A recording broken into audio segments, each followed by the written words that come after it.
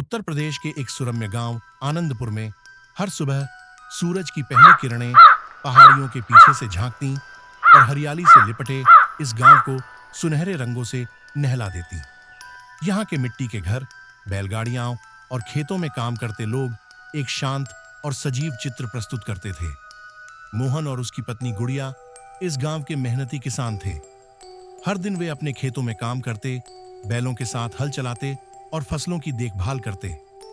गुड़िया का मुस्कान भरा चेहरा और मोहन की मेहनत उनके खेतों को हरियाली से भर देते। एक दिन मोहन जंगल से सूखी लकड़ियां लाने गया। घने पेड़ों के बीच सुबह की हल्की धूप में वह एक घायल नेवले को देखता है।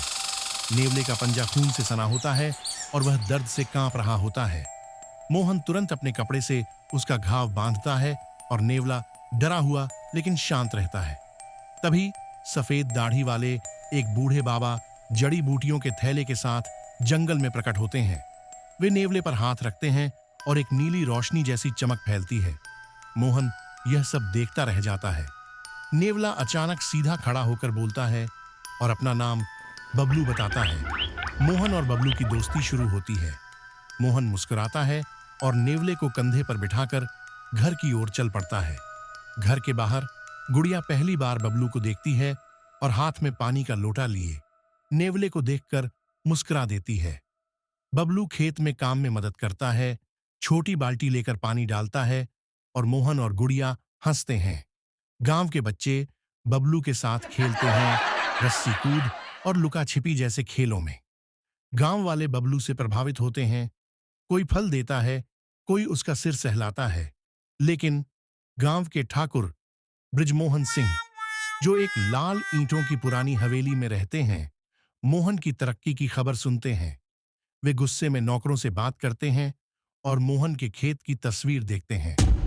ठाकुर एक चालाकी भरा प्रस्ताव लेकर मोहन के पास जाते हैं, लेकिन मोहन हाथ से ना का इशारा करता है, जिससे ठाकुर नाराज हो जाते हैं। ठाकुर अंधेरे कमरे में राजा नामक गुंडे से फुसफुसाते हैं और राजा खेत में छुपकर मोहन और बबलू पर नजर रखता है। अचानक राजा डंडा लेकर दौड़ता है और मोहन पर हमला करता है। बबलू हमले के बीच में कूदता है और हमलावर से भिड़ जाता है, लेकिन खुद घायल हो जाता है। मोहन बबलू को गोद में उठाए बैठा है, आंखों में आंसू हैं। तांत्रिक बाबा आकाश की ओर देखकर मंत्र बोलते हैं और पीछे बिजली कड़कती है। खेतों में तेज आंधी आती है, बादल गड़गड़ाते हैं, पेड़ झुकते हैं। तेज हवा में ठाकुर और राजा उड़ते हुए दिखते हैं। चेहरों पर डर होता है। तूफान रुकता है, गांव शांत हो जाता है। गांव वाले बाहर आते हैं, लेकिन बबलू की मृत्यु सबको शोक में डाल देती है। लोग मोमबत्तियां जलाते हैं, फूल चढ़ाते हैं और तांत्रिक बाबा आसमान की ओर देखते हुए बोलते हैं। लोग ध्यान से सुनते हैं। बाबा हल्की रोशनी में धीरे धीरे ओझल होते हैं। धुआं सा उठता है। मोहन बबलू की याद में एक छोटा पौधा लगाता है। पास में गुड़िया खड़ी होती है।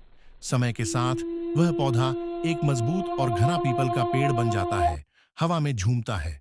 गांव के बच्चे उस पेड़ के नीचे खेलते हैं, झूला झूलते हैं, हंसते हैं। अब गांव में बबलू की बहादुरी की कहानी कही जाती है।